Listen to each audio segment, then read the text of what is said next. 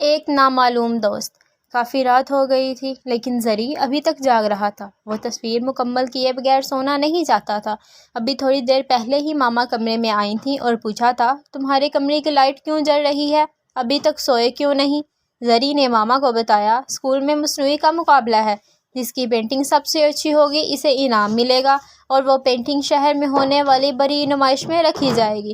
ماما اسے شباب خیر کہہ کر اور جلدی سونے کی تنقید کر کر چلی گئیں۔ اب زری ہاتھ میں برش تھامے سامنے رنگ رکھ کر کوئی بڑی شکار تحریک کرنے کی کوشش میں تھا۔ اس کے ذہن میں جو بھی خیال آتا وہ یہ سوچ کر اسے رد کر دیتا کہ نہیں، اس سے بھی کوئی اچھا سا خیال ہو جس کو وہ رنگوں میں ڈال کر کینوس پر منتقل کرے۔ رات گہری ہو چکی تھی۔ زری نے سوچا وہ تصویر بنانا شروع کر دے، ہو سکتا ہے بنانے کے دوران اچھے آئیڈیاز ساتھ ساتھ آنے لگیں اور کچھ اچھا بن جائے۔ اچانک ہی اسے یاد آیا کہ آج شام پارک سے واپس آتے ہوئے اسے سڑک پر گرا ہوا شناختی کارڈ ملا تھا، جو اس نے اپنے دوستوں کو دکھایا تھا کہ کسی کے والد کا تو نہیں، لیکن کسی نے حامی نہیں بھری تھی۔ ایک دوست نے کہا تھا کہ اس شناختی کارڈ پر جو تصویر ہے، اس سے تو یہ انکل غیر ملکی لگ رہے ہیں۔ ایک دوست نے کہا، انکل کے بال بنانے کا سٹائل بہت پیارا ہے۔ زری کو خیال آیا کہ کیوں نہ شناختی کارڈ والے انکل کی تصویر بنا دیں۔ یہ سوچتے ہی اس نے شناختی کارڈ پر دیکھ دیکھ کر ایک زبردست پینٹنگ تیار کر لی۔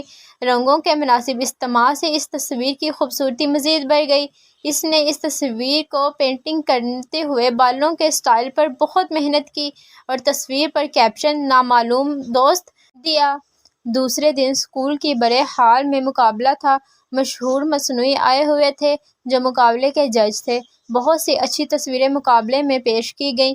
پہلا انعام زری کو ہی ملا اور اس کی بنائی تصویر کو شہر کی ایک بڑے آرٹ گیلری میں نمائش کے لیے شامل کیا گیا، جس میں آرٹ گیلری میں تصویر کی نمائش تھی۔ زری اپنے ماما پاپا کے ساتھ وہاں موجود تھا۔ وہ سب لوگوں کو اپنی بنائی تصویر پر کیے جانے والے تبصرے سن رہا تھا۔ سب لوگ اس کی بنائی ہوئی تصویر کی تعریف کر رہے تھے کہ بچے نے یونانی نقاش والی شخص کو کس مہارت سے پینٹ کیا ہے، بالوں پر بہت محنت کی ہے۔ زری اور اس کے ماما پاپا تبصرے سن کر خوش ہو رہے تھے۔ اچانک کسی نے زری کے کاندھے پر ہاتھ رکھا۔ جیسے ہی زری نے مڑ کر دیکھا تو حیران رہ گیا۔ اس کی بنائی ہوئی تصویر مجسمہ اس کے سامنے تھی۔ وہ انکل بھی حیرانی سے کبھی زری اور کبھی اپنی تصویر کو دیکھ رہے تھے۔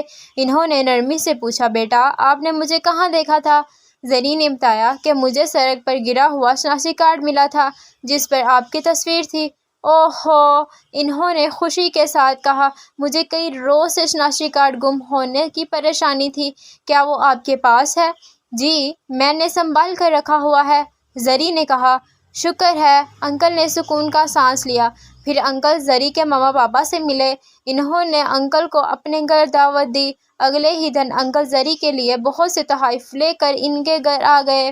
پاپا نے ان کے لیے شاندار دعوت کا انتظام کیا تھا۔ انکل ملک یونان سے سیاح کی غرض سے آئے ہوئے تھے اور وہ اپنے ملک میں ایک اعلیٰ عہدے پر فائز تھے۔ وہ اپنے شناختی کارڈ کے گم ہونے سے بہت پریشان تھے، جو انہیں بڑی عجیب انداز سے واپس مل گیا تھا۔ انہوں نے زری کو بہت سراہا اور ایک تو ان کے فن کی تعریف کی، یقیناً یہ ایک بہترین کاروش تھا، اور دوسری کہ اس طرح سے ان کا گم شدہ کارڈ ملنے سے کے ساتھ ساتھ ایک نامعلوم دوست ایک بہترین دوست بن گیا تھا اور وہ زری کی فیملی کے پکے دوست بن گئے۔ انہوں نے زری کو اپنی فیملی سے ملوایا۔ ان کا ایک بیٹا زری کا ہم عمر تھا، اسے بھی مصنوعی کا شوق تھا، وہ بھی زری کا دوست بن گیا۔ زری کے پاپا نے انہیں سیاحت کے ایسے مقامات کے بارے میں بتایا جن کے بارے میں انہیں پتہ بھی نہیں تھا۔ وہ کہتے تھے، پاکستان بہت خوبصورت ملک ہے۔ جب انکل اور ان کی فیملی کے واپس جانے کا وقت آیا تو زری کے بہت اداس ہوا، لیکن انکل نے کچھ عرصے بعد ہی ان سب کو یونان سیاحت کے لیے بلوایا۔ زری کے ماما پاپا کو یونان بہت پسند آیا۔